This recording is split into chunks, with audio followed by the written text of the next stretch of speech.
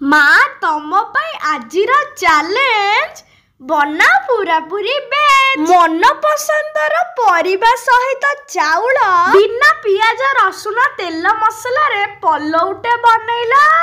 ठीक अच्छे गेलु चैलेंज कली मो एक्सेप्ट मात्र 10 मिनिट रे गोटे सिक्रेट जिनस रे वेज पुलाव बनिबो जबरदस्त रहिबो टेस्ट। दर्शक बंधु समस्त को करूची मो प्रणिपात माँ गेलु हांडीशाल को आपण मानको बहुत बहुत स्वागत। मात्र 10 मिनिट रे बिना पियाज रसुण तेल मसला रे जबरदस्त परिबा पलौ आसंतु करिबा प्रस्तुत। दर्शक बंधु दुई प्रहरर मध्याह्न भोजन हो किंबा रात्र भोजन हो आपण माने एमिति परिवारे पलौ प्रस्तुत करके खाई परिबे आ बेसी करी ओसा बार दिन मध्य खाई परिबे काहेकि ना आमे एथरे बिना पियाज रसुण आ तेल मसला रे प्रस्तुत करिबा बहुत स्वादिष्ट किंतु प्रस्तुति प्रणाली अति सहज। आपण माने ए व्यंजन सहित दही रायता करके खाई परिबे। तेबे आसंतु आजिर प्रस्तुति आरंभ करिबा। आमे प्रथमे पलौ पाई चाउल नबा। चाउल जीरा राइस किंबा जो लंबा बासुमती चाउल आसे किंबा बिरियानी चाउल ताकू नेकी करिवे बहुत बढ़िया स्वादिष्ट होबा पूरा गोटी गोटी हेकी पलौ प्रस्तुत होबो। प्रथमे आमे चाउल को मापी दबा। आपण माने गिन्ना हो किंबा कप हो मापी कि नेबे। एठी मु 1.5 कप नेइची चाउल। एठी बिरियानी चाउल को प्रथमे 2-3 थर भल भाबरे मकचिकी धोई दबा। बेसी भी रगड़ी की मकचिबेनी नहले चाउल भांगी जिवो। हल्का हल्का हाथ रे आपण माने एमिति घसी के धोइबे। जेते भलरे घसी के धोइबे सेते बढ़िया बास्ना आसीबो।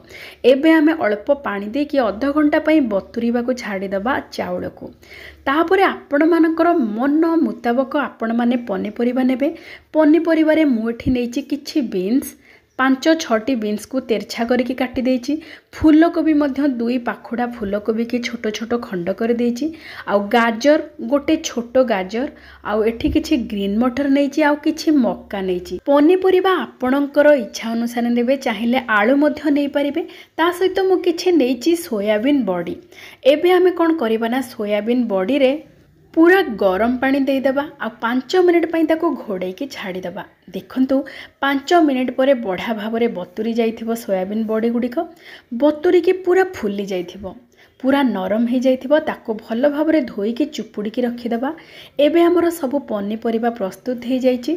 ता सहित आमे जो आधा घंटा पई चाउल को बतुरे की रखी थिले एबे चाउल रु पानी सब को काढी दबा। ताको टिके कड़रे रखी दबा। आमे एबे नबा गोटे छोट चमच जीरा गोटे तेजपत्र 2टी गुजराती जायत्री गोटे चक्री फूल लवंग 3-4टी अलैच डालचीनी आ गोटे छोट चमच गोलमरीच यही सब गोटा मसला को टिके आमे साइड रे रखी दबा। किछि कंचा लंका नबा आउ अदा आधा इंच खंडे अदा ताकू एमिति लंबा लंबा करके पतला पतला करके आमे कोरी दबा। एबे मध्यम जाल रे बसेबा प्रेशर कुकर। प्रेशर कुकर रे देई दबा 2 बड़ चमच देसी घी। तेलर व्यवहार बिल्कुल करेनि। देसी घी बास्ना और स्वाद बहुत बढ़िया रहिबो।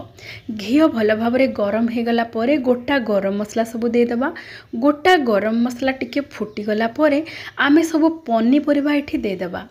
कोबी सोयाबीन ता सहित बीन्स मक्का गाजर जहाँ भी आमे नहींचे सब पनीपरिबा एठी देदेबा। देकी ताको 3 मिनिट पाई टिके भाजी दबा मध्यम जाल रे। एमिति देसी घी सहित गोटा गरम मसला सहित पनीपरिबा टिके भाजी ही गले तार बहुत बढ़िया बास्ना आसीबो हमर पलौ रे। ता सहित स्वाद भी बढ़िया रहिबो। गोटे मिनिट एमिति भाजी सारिबा परे परिबा को तापरे आमे अदा जो कोरिकी रखिथिले एठी अदा पके दबा। पनीपरिबा आ अदा को आउ 3 मिनिट पाई एमिति भाजी दबा। समुदाय 4 मिनिट भाजी सारिबा परे आमे जो चाउल को बतुरे की रखी थिले एठी देदेबा पानी बाहर करके चाउल रू।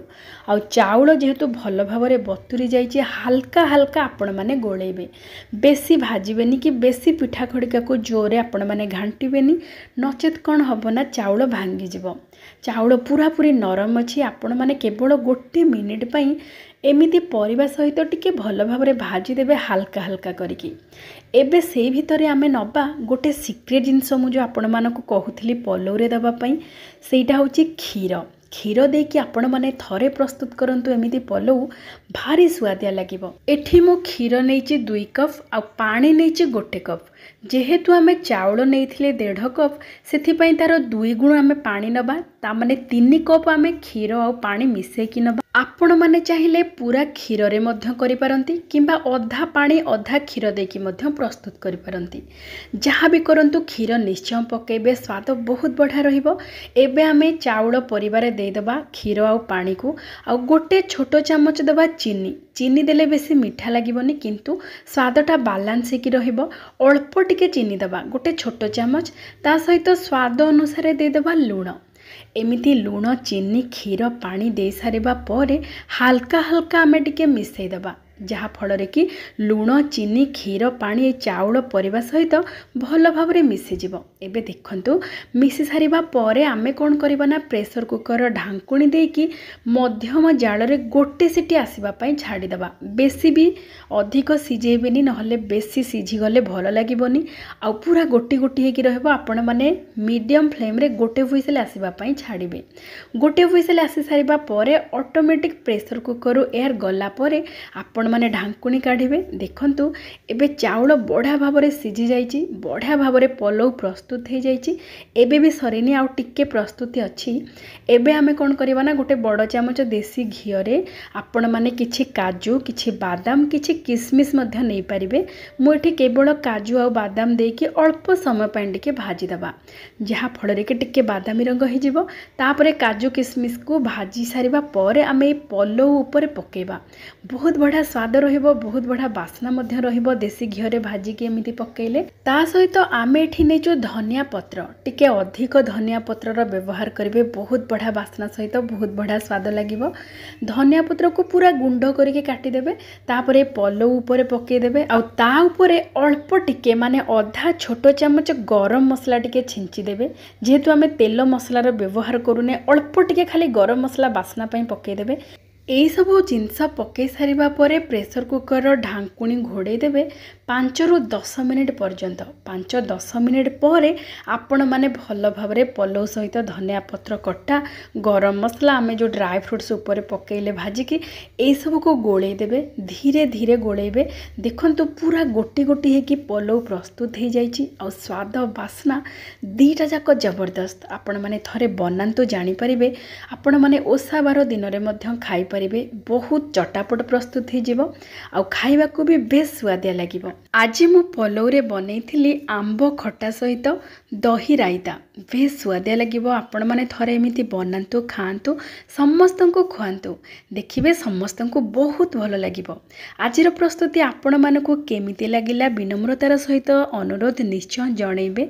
तेबे आज पई एतिकी, पुणी देखाबा आउ गोटे चलचित्र रे आउ गोटे व्यंजन सहित।